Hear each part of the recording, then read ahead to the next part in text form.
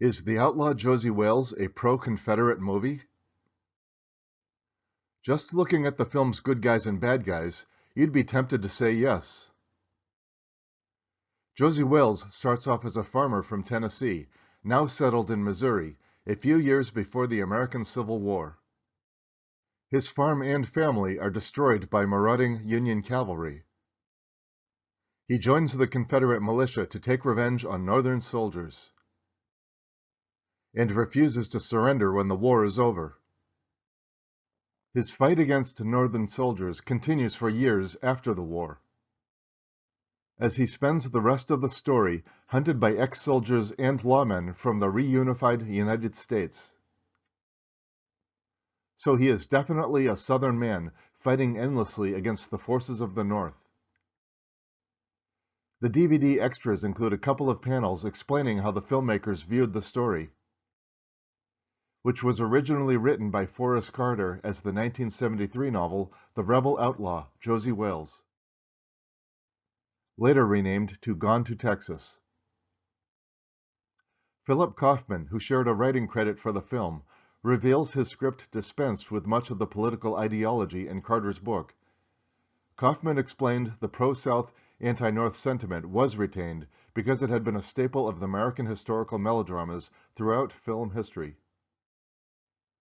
Eastwood explains, Josey Wales is a hero. You see how he gets to where he is, rather than just having a mysterious hero appear on the plains and become involved in other people's plight. But does how he gets to where he is make the story pro-Confederate? Let's see what Forrest Carter wrote in the preface to Gone to Texas. Missouri is called the Mother of Outlaws. In the aftermath of the Civil War, when bitter men who had fought without benefit of rules in the Kansas-Missouri border war could find no place for themselves in a society of old enmities and Reconstruction government. The cause was gone, and all that remained was personal feud, retribution, and survival. What cause is he talking about?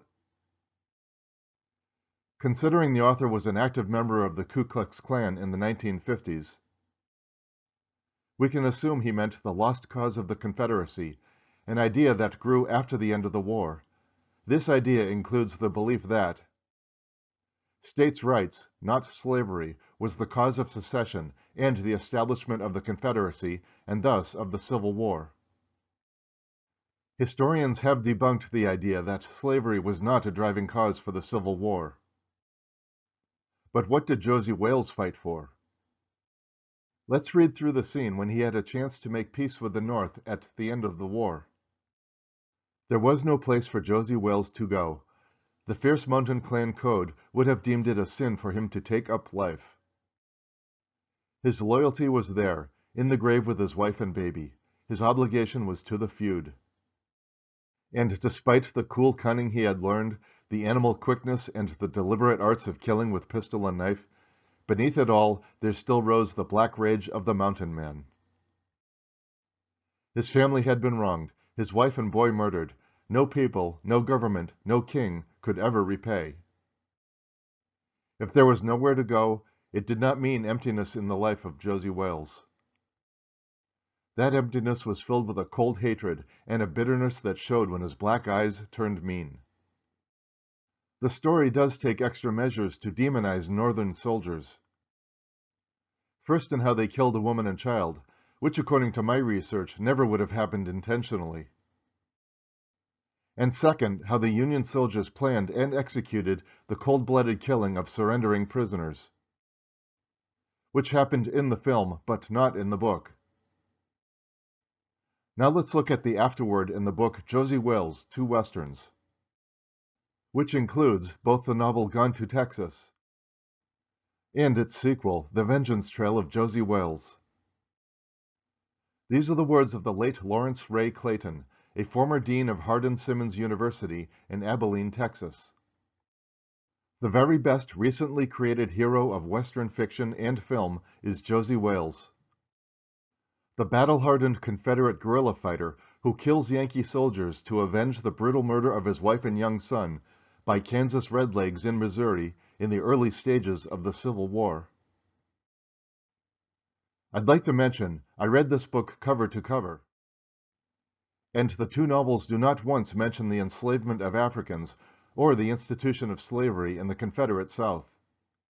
In developing the figure of Josey Wales, Forrest Carter relied heavily on the established historical and mythical traditions of the Western outlaw.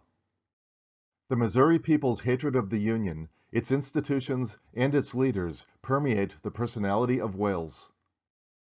Several of the activities credited to Wales are commonly associated with the Missouri outlaw Jesse James, whose life parallels the fictional existence of Josey Wales to a remarkable degree. Several conflicts with authorities prompted James to join the rebels, and he began his training as a guerrilla under the direct influence of Bloody Bill Anderson, one of William Quantrill's best lieutenants. Fewer resemblances to Josey Wales are found in the life of Cole Younger, but his home was burned by Red Legs in 1862, and his mother and sister were harassed by Unionists. The real Jesse James attempted to surrender after the war and was shot by nervous Union soldiers, leading to his escape and life of crime, similar to where Josey Wales ended up. The difference is that Wales tried to leave the cycle of violence behind him by making new friends and escaping to Texas. Even if, at least if only in the film, he ended up in one last fight to the death with his enemies from the north. So back to the original question, is the outlaw Josey Wales pro-Confederate? I'd say only slightly yes, because the North provides the story's villains without wallowing in the ideology of the North versus South. While the larger conflict of the Civil War provides the backdrop for the story, Josey Wales pursued a personal quest for revenge, not bothering himself with the ideas of the lost cause.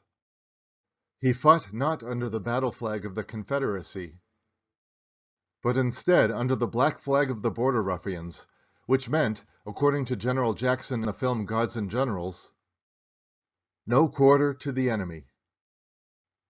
We should meet the invader on the verge of just defense and raise the black flag, no quarter to the violators of our homes and firesides. Despite that passionate speech, the author of The Outlaw Josey Wales could have just as easily set his hero as a victim of Southern guerrillas. And I'd like to suggest the issue of North versus South was settled many years ago, not including the occasional lingering debate about the role of slavery in the causes of the American Civil War, which in my opinion stands at the center of a concentric circle of reasons why the Confederate States fought against the United States. And I hope we can come to an agreement on that too. What do you think? Is The Outlaw Josey Wales a pro-Confederate movie? Let us know in the comments. Thank you for watching. Please like this video and see the description below for links to watch The Outlaw Josey Wales again and read Gone to Texas.